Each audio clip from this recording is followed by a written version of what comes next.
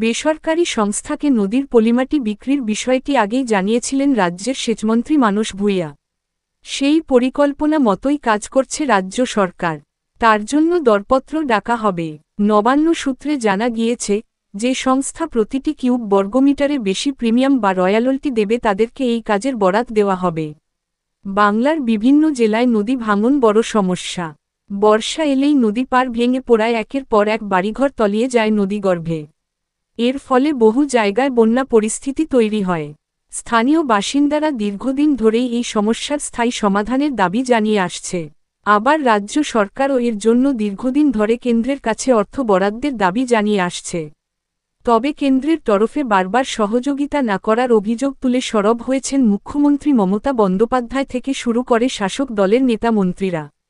এই অবস্থায় নদীগর্ভ থেকে পলিমাটি তুলে গভীরতা বজায় রাখার জন্য নয়া উদ্যোগ নিয়েছে রাজ্য সরকার। বেসরকারি সংস্থাকে নদীর পলিমাটি বিক্রির বিষয়টি আগেই জানিয়েছিলেন রাজ্যের সেচমন্ত্রী মানস ভূঁইয়া। সেই পরিকল্পনা মতোই কাজ করছে রাজ্য সরকার। তার জন্য দরপত্র ডাকা হবে। নবান্ন সূত্রে জানা গিয়েছে, যে সংস্থা প্রতিটি কিউব বর্গমিটারে বেশি প্রিমিয়াম বা রয়্যালটি দেবে তাদেরকে এই কাজের বরাত দেওয়া হবে। অর্থাৎ এবার নিজের খরচে আর রাজ্য সরকার ড্রেজিং করবে না। বেশ কয়েক মাস ধরে এই বিষয়ে আলোচনা চলছিল। এবার এই বিষয়ে মুখ্যমন্ত্রীর পরামর্শ মেনেই পরিকল্পনা গ্রহণ করা হয়েছে বলে জানিয়েছেন সেচমন্ত্রী। সাধারণত ভাঙনের সমস্যা দেখা দেয় মুর্শিদাবাদ, মালদা, উত্তর ও দক্ষিণ 24 পরগনা এবং পূর্ব ও পশ্চিম মেদিনীপুরে। তবে সবচেয়ে বেশি নদী ভাঙন মূলত দেখা দেয় মালদা, মুর্শিদাবাদ এবং দক্ষিণ 24 পরগনা জেলায়। প্রশাসনিক সূত্রের খবর, মালদার মানিকচক থেকে বৈষ্ণবনগর পর্যন্ত প্রতিবছর ভাঙনের সমস্যা হয়।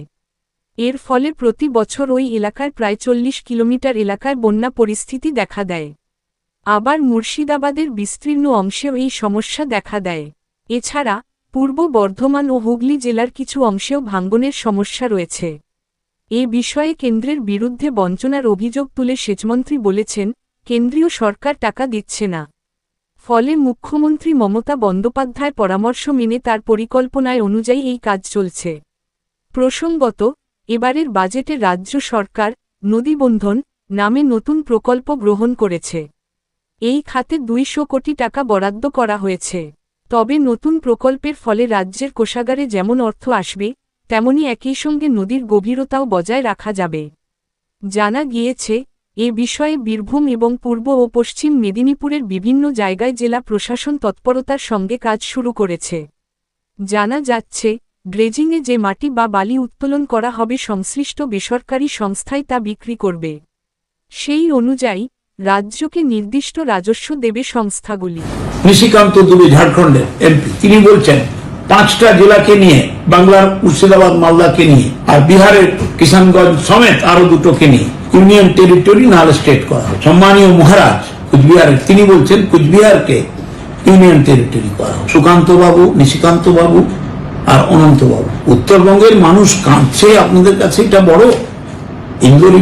ইন্দো ভুটান রিভার কমিশন তৈরি করাটা গুরুত্বপূর্ণ, না উত্তরবঙ্গকে আলাদা করে বিচ্ছিন্নতাবাদের বীজ বপন করা আপনাদের কাছে গুরুত্বপূর্ণ?